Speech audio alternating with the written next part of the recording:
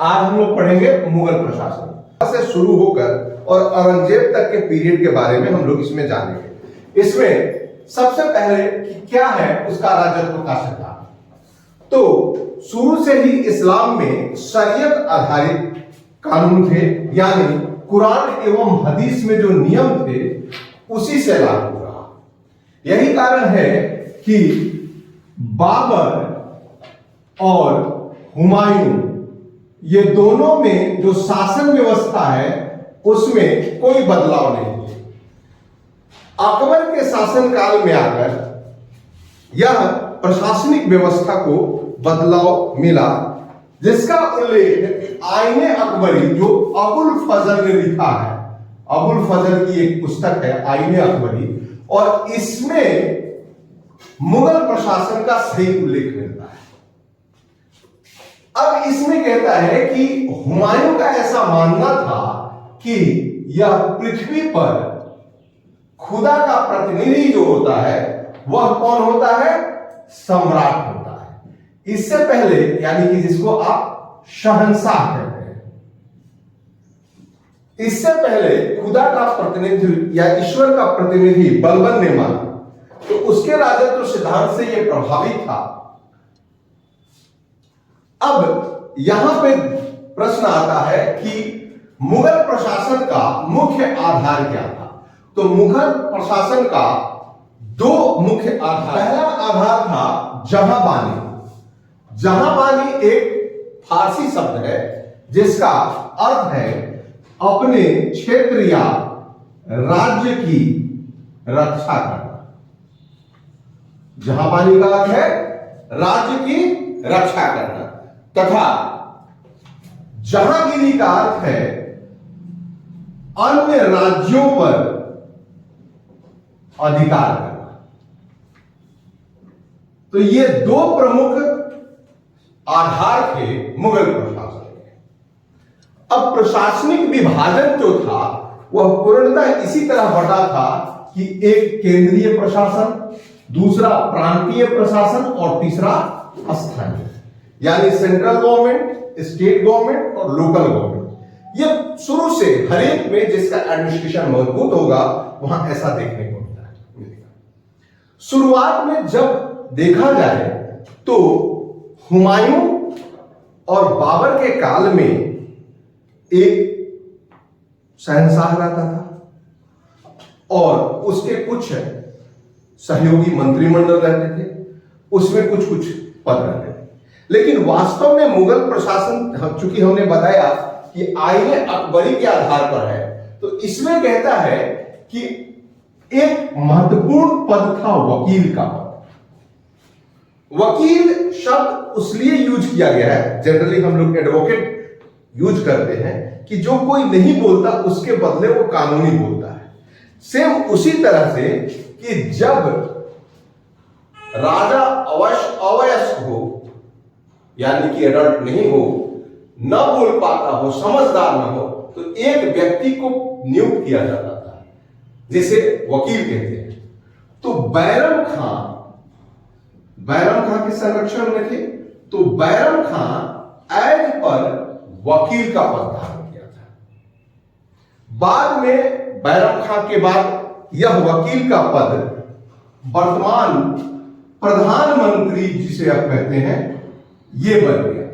और 8वें वर्ष, शासन के 8वें वर्ष इस पद को समाप्त कर दिया और इसे वजीर या दीवान कहा जाता है।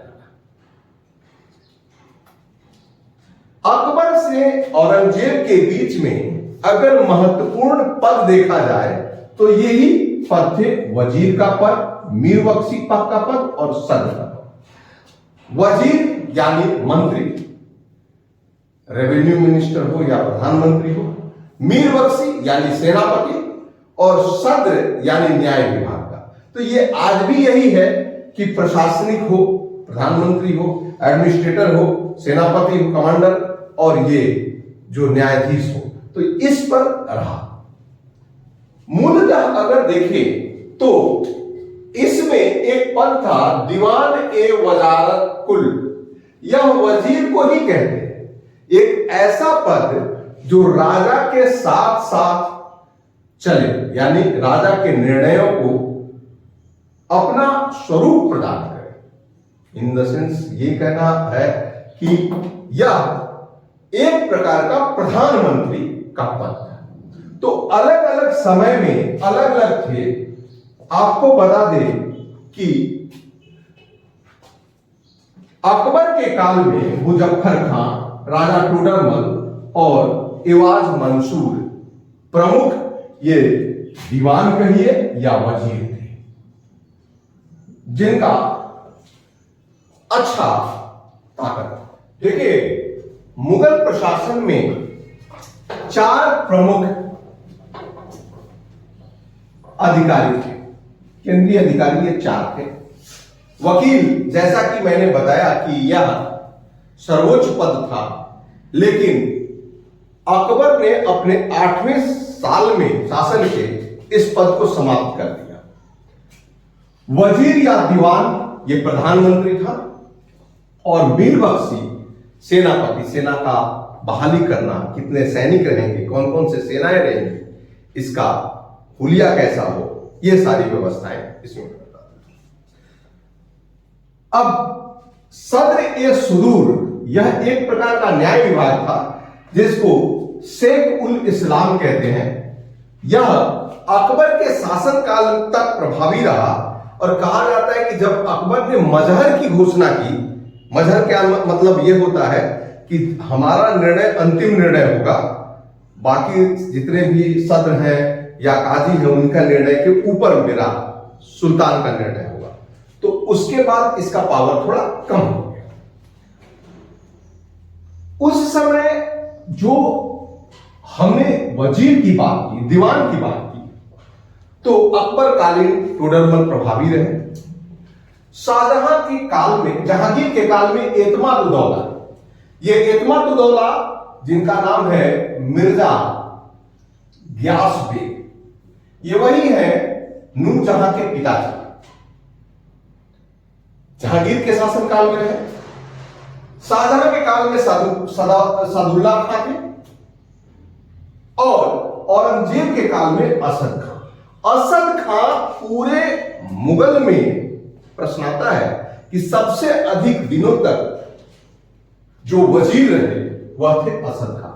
यह 31 वर्षों तक वजीर के पद पे रहे। केंद्रीय प्रशासन,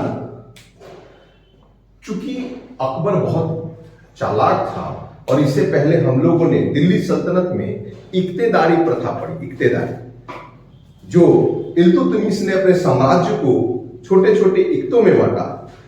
अकबर ने भी बहुत चालाकी से यह काम किया, और केंद्रीय सत्ता के अलावा प्रांतीय प्रशासन में अपने पूरे साम्राज्य को सूबों में बांट दिया, सूबा में। और प्रत्येक सूबा यानी कि स्टेट, राज्य, प्रत्येक सूबा में एक सूबेदार नियुक्त किया। यानी फिर से देखिए कि एक केंद्रीय सरकार और इसके अंतर्गत कई सूबे, और ये मुगल प्रशासन की रीढ़ रही। और ये सूबा जो थे वो कई सरकार मतलब जिला, डिस्ट्रिक्ट, कई जिलों में, और जिला कई सब यानी ब्लॉक में, परगना में, महाल जिसको बोलते थे, और महाल गांव में। तो इस प्रकार यह डिस्ट्रीब्यूशन था। तो यहां पे क्या था कि अकबर जब शुरू बनाया तो पूरे शासन को 1580 एडी में 12 प्रांतों में बांटा, ये याद रहेगा, 12। फिर जब उसने बरार, खानदेश और अहमदनगर जीता तो 3 और हो गए। तो सूबों की संख्या 12 से बढ़कर 15 हो गई। फिर शाहजहां के काल में 3 और जीत लिए गए अलग। ये पहले से जीते हुए थे, लेकिन उन्हें अलग प्रांत बनाया गया। कश्मीर, सिंध में पड़ता है ठट्टा, और उड़ीसा। तो अब इनकी संख्या 15 + 3 18 हो गई। फिर औरंगजेब के शासनकाल में बीजापुर और गोलकुंडा, ये दोनों को जीत दिया गया। तो इनकी संख्या 2 और बढ़ गई, यानी 20। लेकिन यह भी एक है कि अफगानिस्तान का एक सूबा औरंगजेब के काल में आता है, इसलिए सूबों की संख्या 20 या 21 है। अगर हम अफगानिस्तान वाला जोड़ते हैं तो 21, नहीं जोड़ते हैं तो 21। तो सूबों में बांट दिया, प्रत्येक सूबे में एक सूबेदार होते थे। अब देखिए कितना चालाकी से अकबर काम करता था। गांव में खूत पटवारी होते थे, मुकद्दम होते थे, ये सारे कलेक्ट करते थे, चौधरी होते थे, ये जितने भी देखते हैं ना, टाइटल नहीं है, मतलब उनका पद था, मजूमदार, चौधरी, ये सब टैक्स कलेक्टर थे।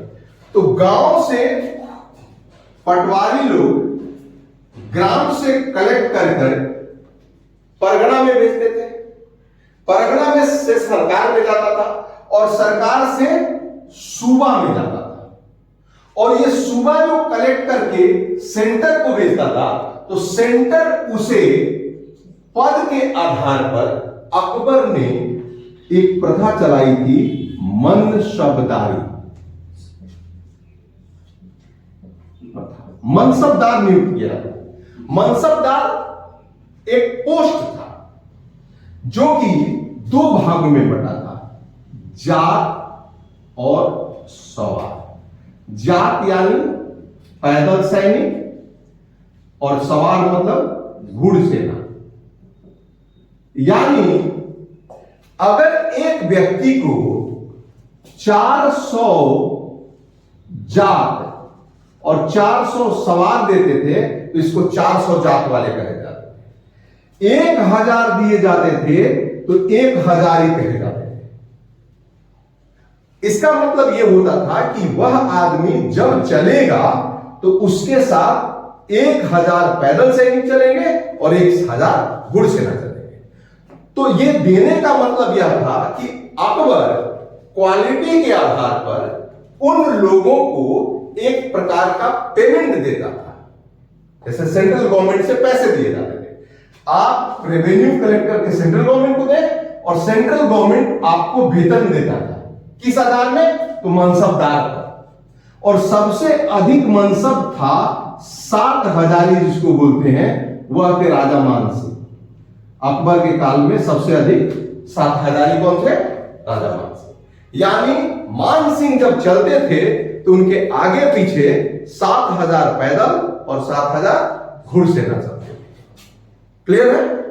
इसी पैदल और घुड़सेना को आगे चलते प्रशासन में विभाजन किया, जिसको ये जहांगीर ने 1 अस्पा, 2 अस्पा, सिंह अस्पा, इन सवार में ऐसे बदलाव ओहदे के अनुसार मिलते थे। ठीक है, देखिए 3 भागों में बटे थे, केंद्रीय प्रशासन, प्रांतीय और स्थानीय या लोकल। केंद्रीय प्रशासन का मुख्य आधार वकील, वजीर, मीरबख्शी और सदर सदर, जाहिर से है कि ये बता चुके। प्रांतीय में सबसे प्रमुख सूबेदार होता है या प्रशासनिक अधिकारी होता था। प्रांतीय दीवान या भी प्रशासन का देखता था और राजस्व देखता था, ये प्रोविंस का दीवान होता था।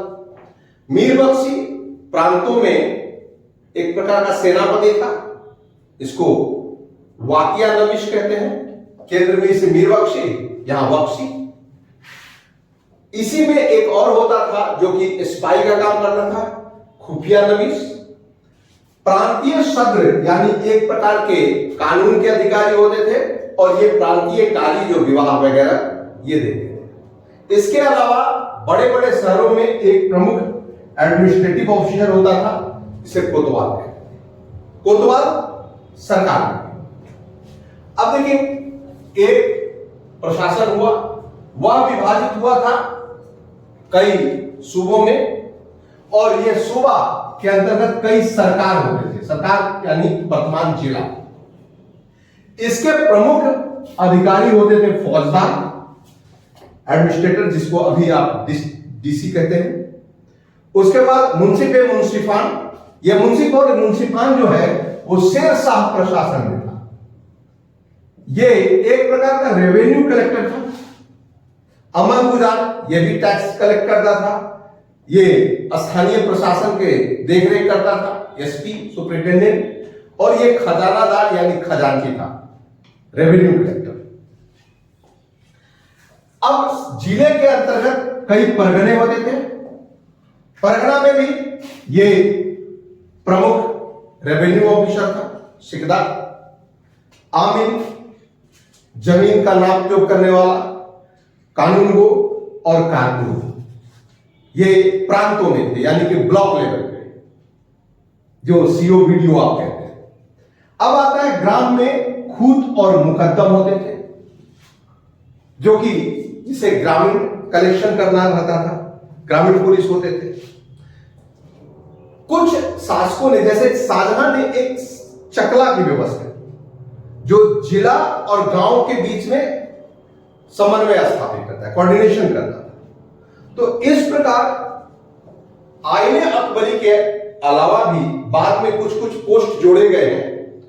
तो ये एक स्वरूप है मुगल प्रशासन का।